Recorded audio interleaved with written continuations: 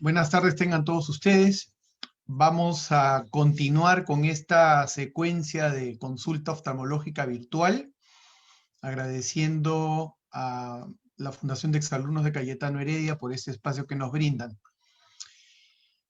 He escogido un tema que me parece interesante, no solo porque se le ha dejado un poco de cuidado ahora en esta época de pandemia, sino porque además trae serias consecuencias y graves problemas en la visión del paciente. Y me refiero al tema de la diabetes. La diabetes, como sabemos, es una enfermedad crónica que requiere controles periódicos y cuidados, y hay que estar muy pendiente de ella.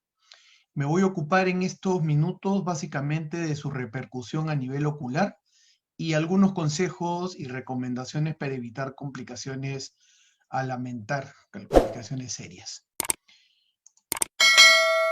Vamos para eso a compartir la pantalla.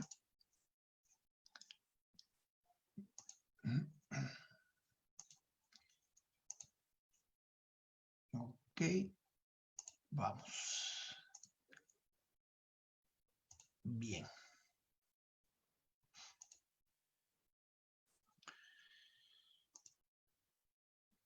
Y siempre cuando comienzo estas charlas me gusta remitirme a esta gráfica porque nos permite de alguna manera entender el problema, ¿no?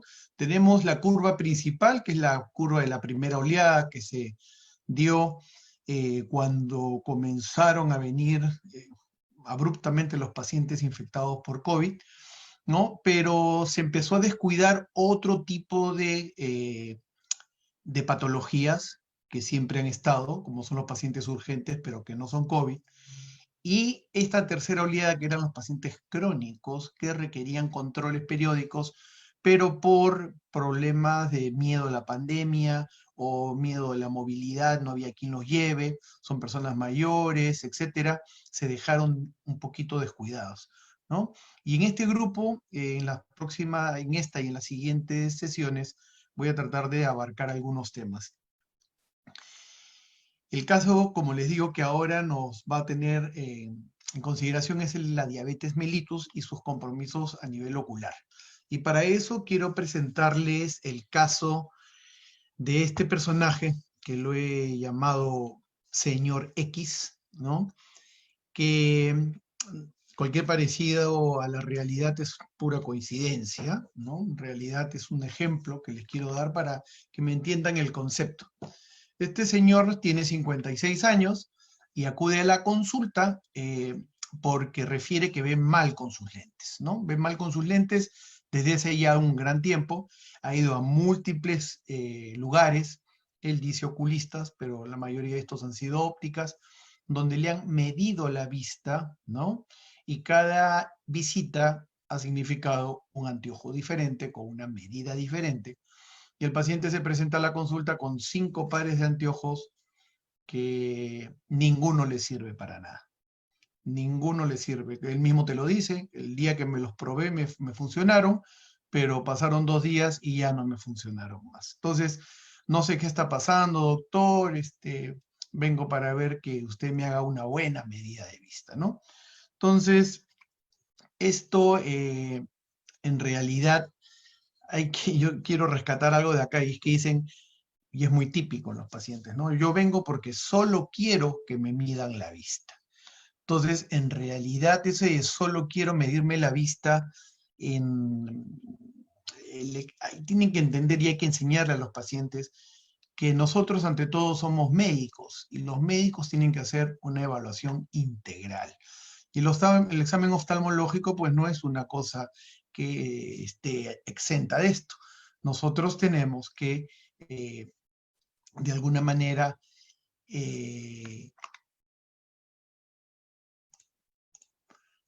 enseñarles que el examen es un examen integral.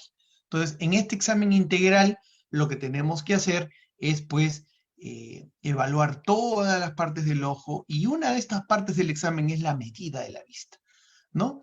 Y le digo por qué. En este caso en particular, este señor pues refería que tenía la visión borrosa, tenía por ahí algunas legañitas, tenía sensación de sequedad en los ojos, cuerpo extraños, etc. Pero preguntándole un poquito más, también te decía de que había bajado de peso en los últimos meses, ¿no?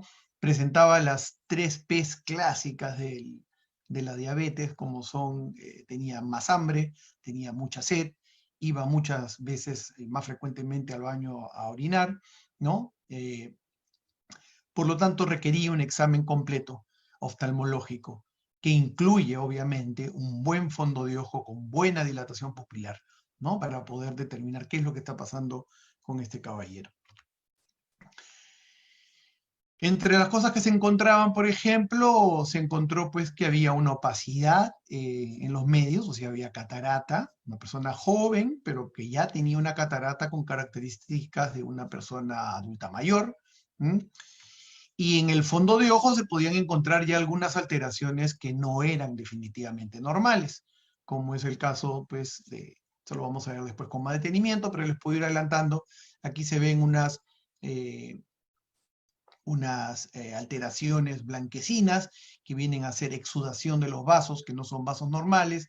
Hay puntos de hemorragia por todas partes de la retina, etc. Entonces ya había cambios a nivel de la retina producto de la enfermedad de fondo de este paciente. Entonces, este paciente, pues, para terminar con ese casito del señor X, no iba a mejorar con anteojos, porque su problema no era anteojos. O sea, su problema básicamente era manejar la enfermedad de fondo. A veces esta enfermedad de fondo, la diabetes, solamente te da cambios en la medida, porque va de la mano con los cambios que hay a nivel de los niveles de glucosa que hay en sangre.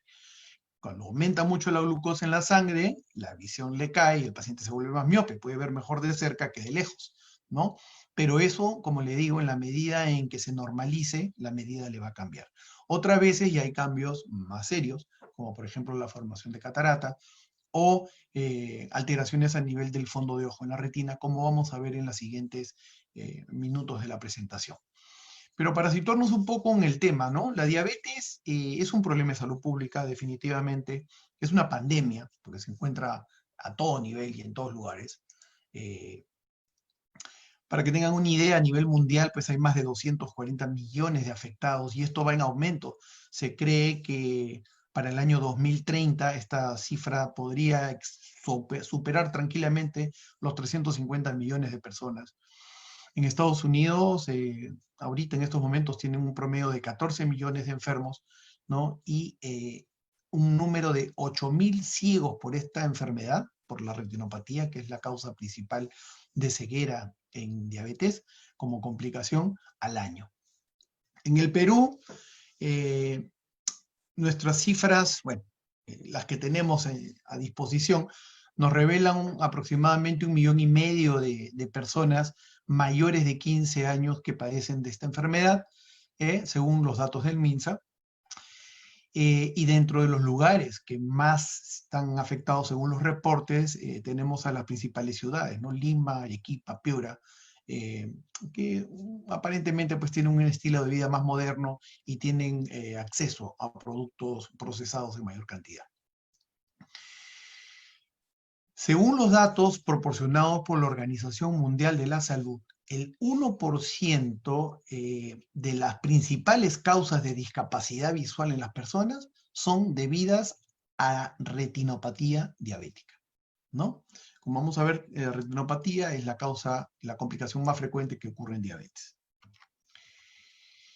Y en este trabajo que lo acaban de publicar en una serie japonesa, vemos que en una serie de muchos pacientes que ellos evaluaron, encontraron que efectivamente la retinopatía era la complicación en diabéticos más frecuente.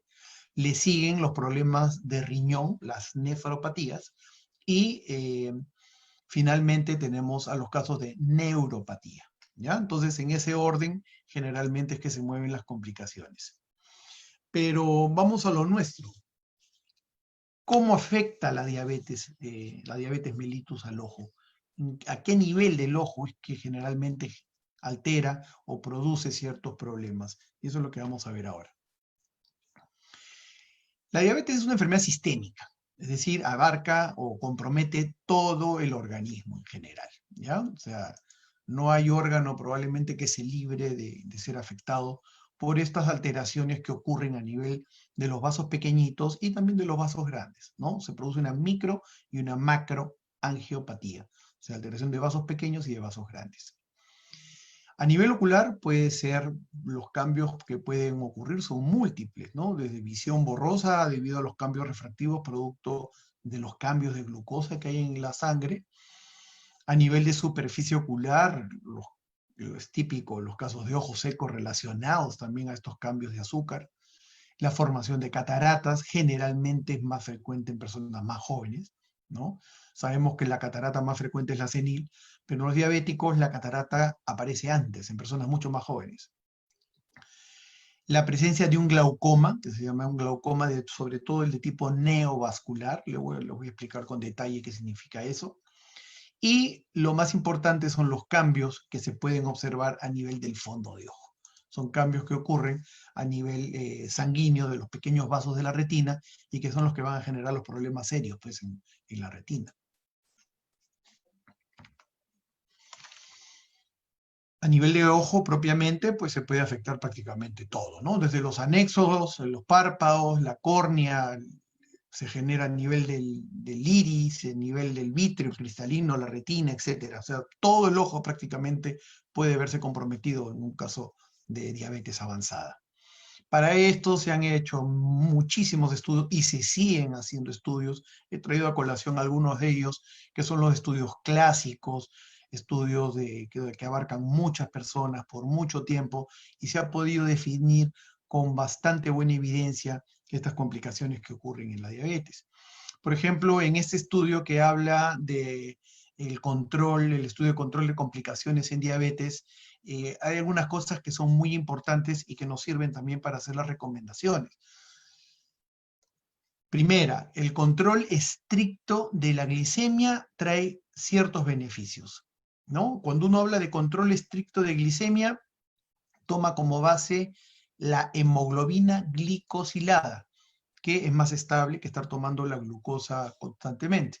Entonces, esta hemoglobina glicosilada media, o sea, en promedio, debe ser alrededor del 7%. ¿Mm?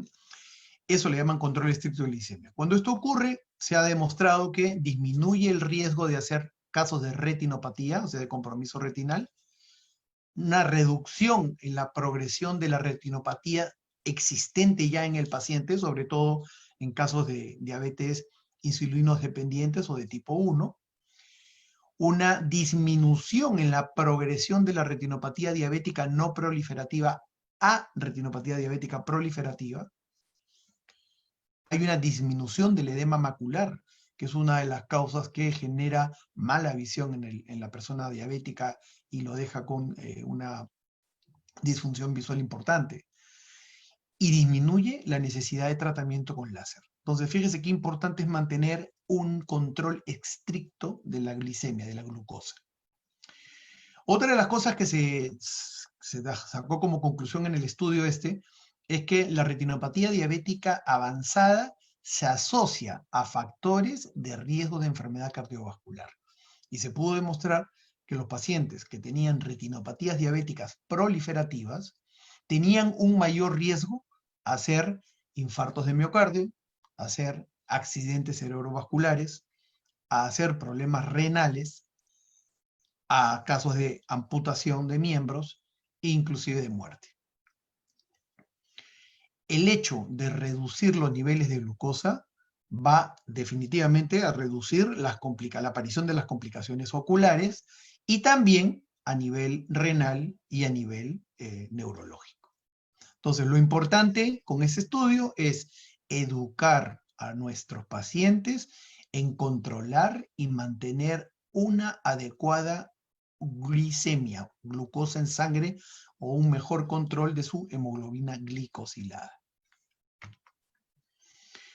Otros estudios de importancia, voy a tomar unos cuantos para no cansarlos con esto, pero por ejemplo, en el estudio de epidemiología de la diabetes y sus complicaciones, se vio de que el control estricto de la glucosa era perdurable en el tiempo.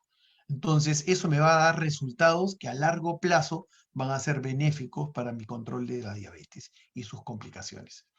Y en el estudio que se hizo en el Reino Unido, se encontraron resultados muy similares, pero ya en un grupo de pacientes de no insulino dependientes, de tipo 2. Y además se suma a eso que es tan importante el control adecuado de la presión arterial como el control de la glucosa en la prevención del desarrollo y progresión de la retinopatía diabética. Entonces ya se está sumando otra cosa. No solamente tengo que controlar cómo está mi glicemia, sino que también tengo que controlar cómo está mi presión arterial, ¿no? Recuerden de que hay mucha asociación entre los pacientes diabéticos y además hipertensos. Antes de hablarles un poquito de ya las manifestaciones que se pueden ver en los pacientes, voy a empezar con la más frecuente y la más peligrosa, que es la retinopatía. Pero no les puedo hablar de retinopatía si ustedes no saben cómo se ve un fondo de ojo normal. Y aquí en la foto que les presento, pueden ver las características de un ojo normal, ¿no? Donde básicamente se ve aquí la zona del nervio óptico, se ven los vasos, los grandes vasos retinales, tanto los vasos venosos, como estos que tienen un poquito más de brillo, que son los vasos arteriales. Y esta es la zona que le llamamos la zona macular. Normalmente no tienen por qué haber hemorragias, no tienen que haber exudaciones ni puntos blanquecinos, y los vasos deben tener estas características que les he dicho hasta cierto punto normales. Ahora que vean lo anormal, se van a dar cuenta de la diferencia. Por ejemplo, fíjense acá, la retinopatía es la afección de los vasos retinales y la retina producto de estos niveles altos de azúcar, que a la larga lo que me van a producir es daño a nivel de los pequeños vasos. Y esto, si están atentos en la secuencia que les voy a enseñar, van a ver cómo hay una progresión de menos a más, o sea, de menor complicación a mayores complicaciones. Si uno no trata oportuna y adecuadamente la retinopatía, eso indefectiblemente se va a la ceguera, y a la ceguera irreversible. O sea, no hay nada que hacer. ¿Ok? Entonces hay que estar muy al tanto y seguir las recomendaciones. En este caso vemos un estadio muy inicial que se llama retinopatía no proliferativa, en la cual vemos que los vasos ya están teniendo algunos cambios, se están volviendo un poquito tortuosos, pueden haber algunos cruces que le llamamos patológicos, los vasos venosos se ven un poquito más rechonchos, como si fueran asalchichonados, y en este estadio a veces es muy difícil distinguirlo de la retinopatía hipertensiva, que va a ser motivo de otra charla en otra oportunidad. Si este problema sigue avanzando, vamos a ver cómo, cómo evitar que esto siga progresando, pues, si es que no hago un adecuado control de mi glucosa, ¿cierto? Entonces, debo hacer, eso es importantísimo.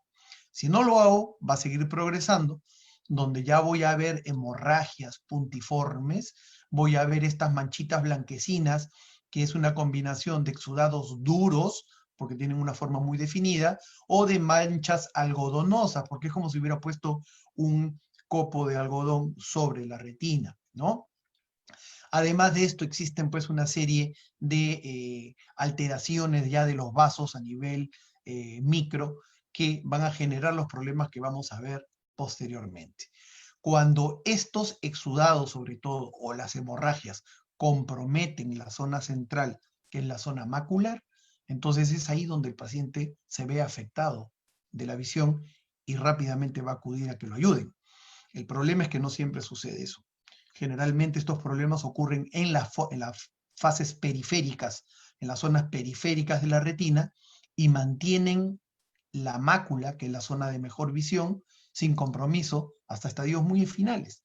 Entonces, desgraciadamente, cuando yo acudo a control, ya es tarde.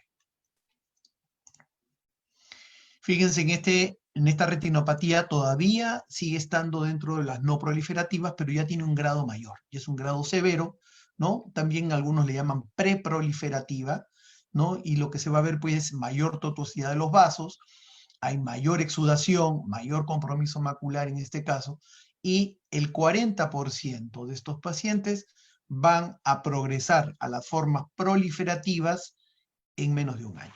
Así que hay que tener mucho cuidado. Este, por ejemplo, sería un momento ideal para empezar tratamiento invasivo con el paciente, como vamos a ver después.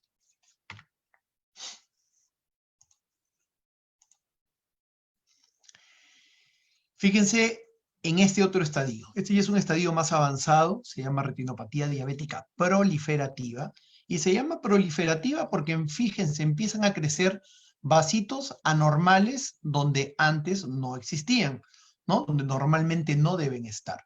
Y estos vasos tienen la particularidad de ser vasos muy delicados, muy friables, que se rompen con mucha facilidad, que exudan líquido con mucha facilidad. Y eso es lo que me va a generar a mí estas grandes hemorragias, hemorragias en parche, ¿no? O en bote, también le llaman algunos, con estas zonas de neovascularización, crecimiento de vasos nuevos donde no deben estar. Estos a nivel de la papila, a nivel del disco óptico, pero pueden crecer en cualquier otra parte de la retina, ¿ok? Entonces, ¿por qué se forma la neovascularización? Pues se forma como respuesta a la isquemia, o sea, a la falta de irrigación que está teniendo ciertas partes de la retina. Como están ocurriendo cierres vasculares, como le comenté, eso va a dejar zonas amplias que no se están irrigando, que no se están nutriendo, que no está llegando la sangre. Y esta manera de compensar esto, empiezan a crecer vasos nuevos que tienen estas características que van a traer mucho problema a nivel ocular. Si esto sigue, lo que va a pasar, fíjense aquí les traigo un ejemplo, en estas zonas el paciente tiene neovascularización, hay sangrados, pero fíjense esta zona de silencio vascular, no hay vasos sanguíneos, que se puede ver muy bien en este examen, que es un examen que se llama de angiografía, donde al introducir el colorante en los pequeños vasos retinales, vemos que hay puntos donde termina y no sigue irrigando, no sigue vascularizando. Entonces, todas estas zonas son zonas isquémicas, sin irrigación, que hay que tratarlas rápidamente, porque de lo contrario se va a empezar a generar toda esta vascularización anormal que estamos viendo. Y si no lo hago, pues voy a seguir teniendo problemas, va a seguir avanzando esta isquemia, ¿no? Van a ver, acá se ve claramente esta zona donde no hay un sangrado, no hay irrigación. Este sangrado ya empieza a meterse a la parte anterior, a la parte del vítreo, sangra, y el vítreo se ve así, se ve turbio, y esto se llama hemorragia vítrea. No me permite ver ya los detalles del fondo de ojo, y este sangrado a nivel del vítreo se va a fibrosar, va a cicatrizar, va a crear tractos fibrosos, como estos blanquecinos que ven aquí, y va a traccionar la retina. Al traccionar la retina es donde se va a producir el desprendimiento de retina con la consecuente ceguera definitiva del paciente. Estos pacientes, como le digo, si ustedes estuvieron atentos en la secuencia, puede uno tranquilamente determinar la evolución y darle un tratamiento oportuno para evitar pues, que los pacientes lleguen a estos estadios finales donde los tratamientos muchas veces no pueden ofrecerle mayor ayuda a los pacientes. Vamos a dejar la retinopatía porque hay mucho por hablar ahí, pero yo creo que quiero hacerles un recuento general de todo lo que puede haber en diabetes, ¿no? Y catarata es otra de las cosas frecuentes que se puede ver. La catarata, como saben, es la opacidad del cristalino, ¿no? Normalmente es transparente, pero aquí vemos pues como ya está de un color opaco, un color blanquecino. Los pacientes diabéticos tienen un riesgo de hacer catarata 2 a 5 veces mayor que la población normal. Generalmente afecta a pacientes más jóvenes, por lo tanto en los pacientes diabéticos vemos cataratas y operamos cataratas en pacientes más jóvenes. Esto está relacionado directamente a los niveles altos de glucosa, a la hiperglicemia. Mecanismos por los cuales se genera hay muchos, no voy a entrar en detalles, pero al final todo tiene que ver con el aumento de glucosa y sobre todo cuando no existe un control. Cuando la glucosa sube y baja, sube y baja. Es típico que el paciente te dice, no, yo estoy controlado de mi azúcar. Hoy día tuve 100. Así, ¿cuánto tuvo ayer? Ah, no, ayer tuve como 180. pero al día siguiente como menos y se me regula. Entonces, ¿qué pasa? Él está teniendo un altibajo y eso a la larga me está generando los problemas. La idea es tener la glucosa lo más estable posible. Y para eso me ayuda el examen de hemoglobina glicosilada, porque me va a demostrar cómo ha estado el historial de glucosas, de glicemias de este paciente. Cuando ya se presenta la catarata, el tratamiento es quirúrgico, ¿no? Aquí no hay gotas, pastillas ni inyecciones que yo haga para que eso desaparezca, hay que operar. Y hay casos en los cuales hay que evaluar con detenimiento y en forma muy personalizada, porque son pacientes que además de tener la catarata ya tienen compromiso en la parte posterior, en la retina. Entonces ahí generalmente lo que lo que se suele recomendar es, si hay todavía buena visibilidad, primero tratar el problema de fondo de la retina y luego operar la catarata. A veces no es posible, no es posible porque no se ve, entonces hay que operar la catarata primero e inmediatamente dar tratamiento a lo de atrás, porque de lo contrario, si uno solo opera la catarata y deja el problema de retinopatía, este se va a exacerbar, se va a hacer más severo y con consecuencias eh, de, de mucho pesar para el paciente. Otra de las cosas que vemos también con más frecuencia en estos pacientes es el glaucoma, es el aumento de presión del ojo intratable. Sobre todo el glaucoma que más se presenta es el glaucoma neovascular. ¿Se acuerdan que hace un rato les hablé de que existía neovascularización? Formación de vasos nuevos en pacientes que tenían problemas de isquemia retinal, etc. Bueno, estos vasos nuevos empiezan a crecer y empiezan a llegar por la parte posterior a nivel de la pupila. Esto de acá es una foto de una pupila a gran aumento, donde vemos pues de que en el borde del iris ya hay algunos vasitos que aquí se pueden ver con mayor detenimiento.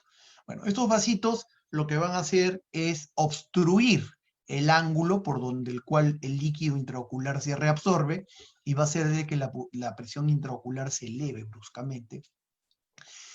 Y por más tratamientos que usemos, muchas veces no hay manera de tratarlo, ¿no? Es uno de los glaucomas más difíciles de tratar. En realidad, el tema del glaucoma en diabetes hay que tomarlo con mucho cuidado, porque siendo el glaucoma un tipo de neuropatía óptica, en el diabético se está generando también una neuropatía óptica, pero por la diabetes, por la vascularización. Entonces, al final uno muchas veces no sabe si el problema principal del paciente es glaucoma o es diabetes o es la sumatoria de ambas, ¿no? Entonces, cada paciente hay que evaluarlo en forma personalizada. Lo que sí es claro es que el glaucoma neovascular es más frecuente en pacientes con retinopatía diabética proliferativa, o sea, cuando ya empiezan a tener estos neovasos. Puede ocurrir después de un paciente que se le operó la catarata, un paciente diabético se le opera la catarata, tenía problema posterior, no se detectó a tiempo y empieza a generar esta neovascularización en el iris. Entonces hay que tener mucho ojo al hacer la evaluación pre- y posoperatoria de los pacientes con catarata. ¿Se puede prevenir este glaucoma neovascular? Sí, dando un tratamiento efectivo al paciente cuando se ven ya los cambios a nivel de la retina.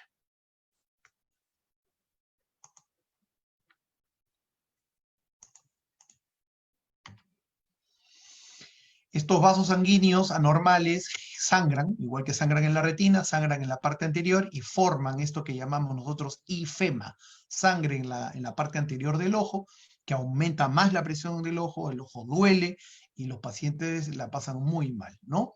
O pueden generar casos también de glaucomas agudos con baja visual inmediata, edema, hinchazón de la córnea, visión borrosa, etcétera. Hemos hablado en la charla anterior de lo que era el síndrome de ojo seco, ¿no? Pero quiero hacer una mención muy especial aquí en los pacientes diabéticos, porque se ve con mucha frecuencia, hay mucha asociación entre el ojo seco y la diabetes. Y esto se debe en general a que hay un aumento de la osmolaridad de la lágrima y hay una inflamación de la superficie ocular en los pacientes diabéticos. Entonces, esto va a hacer de que mi película lagrimal no sea la más adecuada y voy a tener todas las características de ojo seco.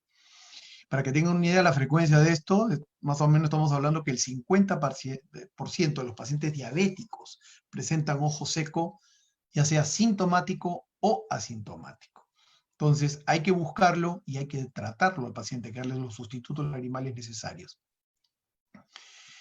¿Cuáles son los factores de riesgo? Pues, ya hemos dicho, un inadecuado control de la glucosa y sobre todo el tiempo de duración de la diabetes. Está demostrado que a mayor tiempo de enfermedad, mayor aparición de complicaciones. ¿Okay? Otra de las cosas son las alteraciones que pueden ocurrir a nivel de la córnea, y estas se llaman las queratopatías. Entonces, estas queratopatías se pueden ver, y estos defectos epiteliales se pueden ver típicamente también en pacientes diabéticos. Tiene mucho que ver también con el tema de la lubricación. Ese, por ejemplo, que ven ahí es una paciente diabética que tuve hace algún tiempo. Ahí está tratando de abrir los ojos, como verán, ha elevado las cejas para poder abrirlos y no los puede abrir sencillamente por la sensación de cuerpo extraño tan intensa que tiene y el fastidio tan intenso a la luz que tiene, ¿no? Característicamente estos problemas son recurrentes y usualmente son rebeldes a tratamientos convencionales. Entonces hay que tenerlo en cuenta.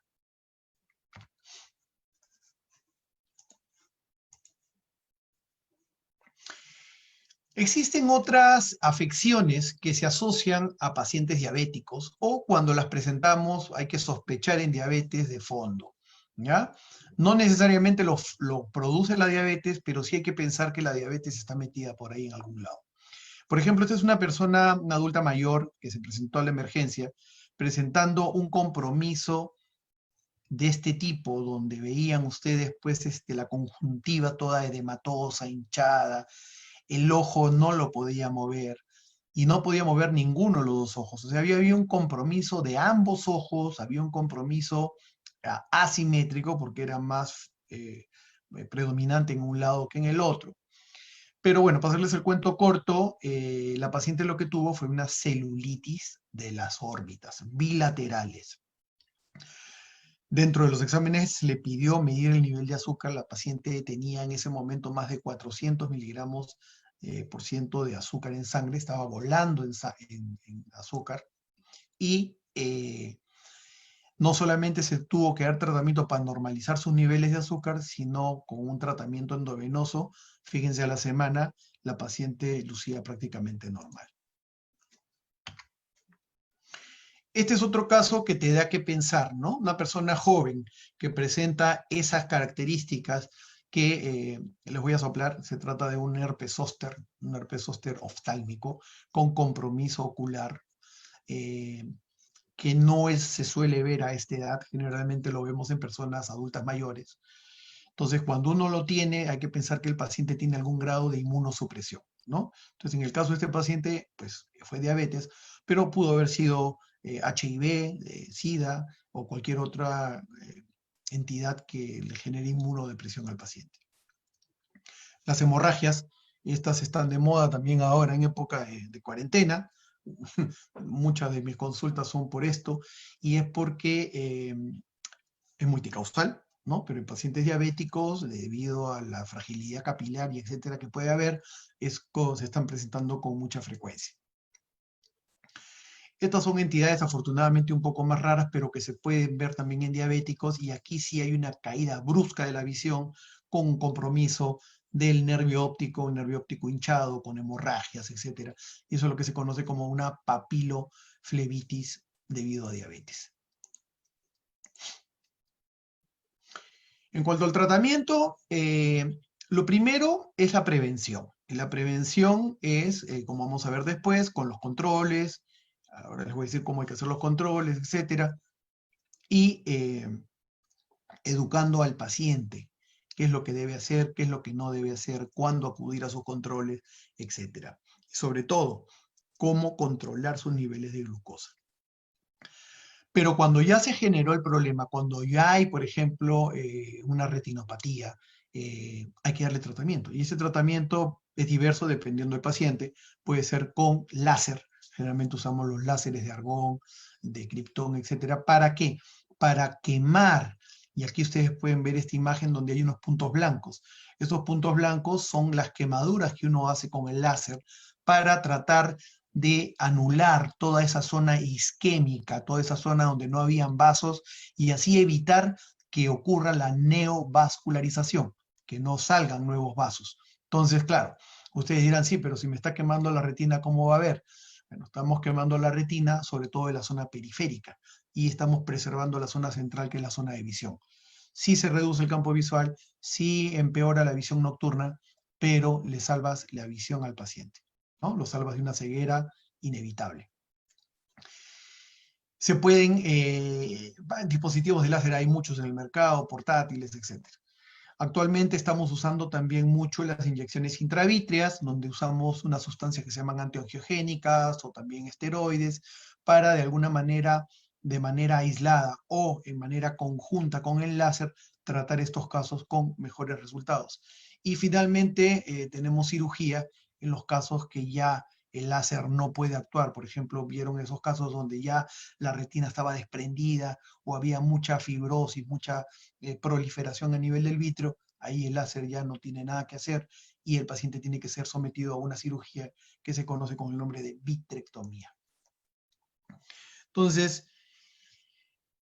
hay algunas cosas que quiero remarcar, ¿no? El láser para la retinopatía es más efectivo antes que ocurra la pérdida visual. Entonces, el tratamiento precoz es importante. No esperar que ya el paciente haya perdido visión para recién pensar en que hay que tratarlo con láser, porque esos generalmente tienen peor pronóstico.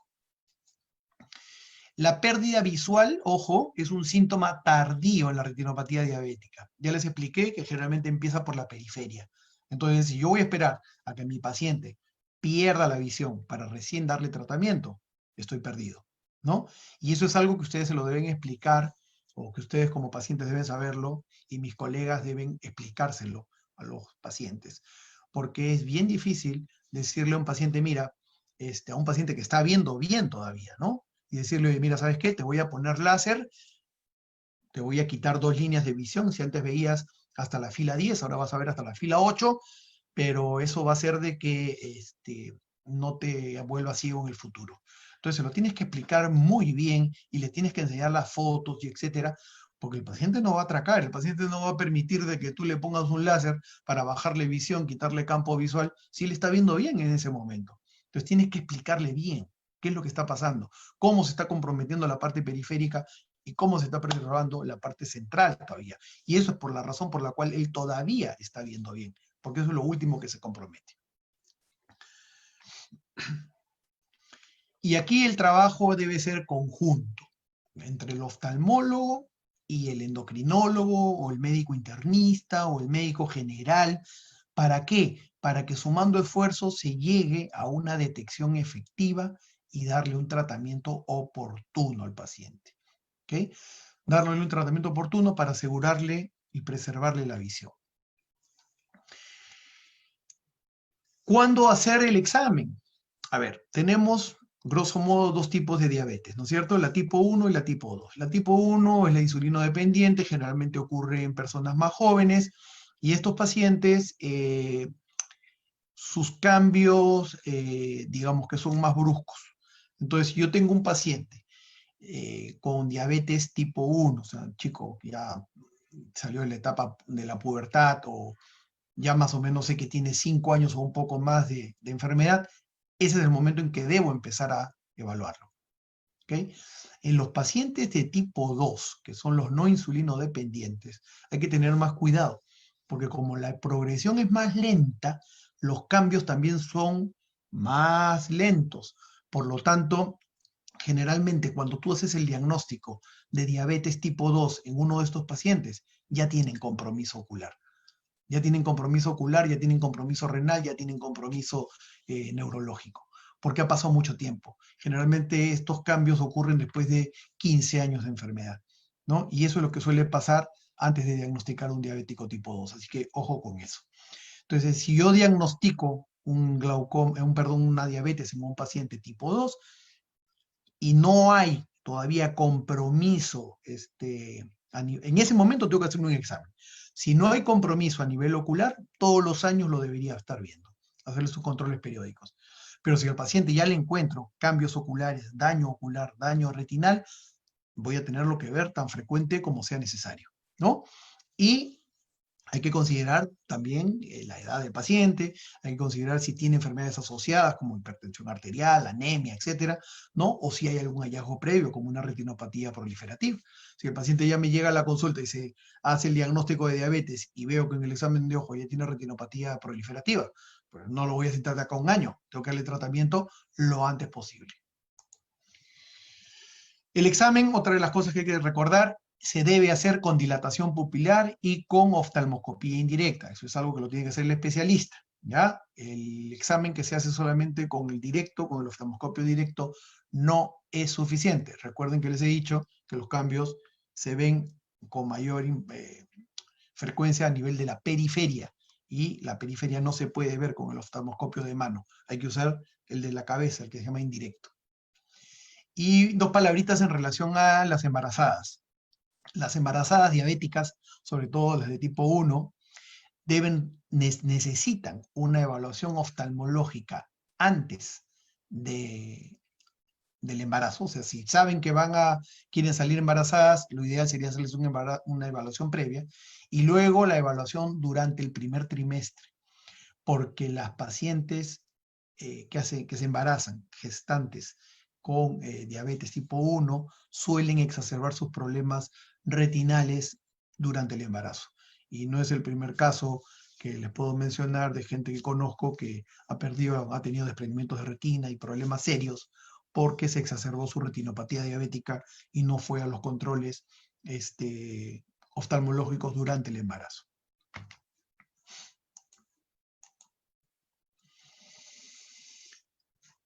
Muy bien, entonces a manera de conclusión, básicamente si se quedan con dos cosas, yo me doy por satisfecho. En primer lugar, el tratamiento temprano puede prevenir la ceguera.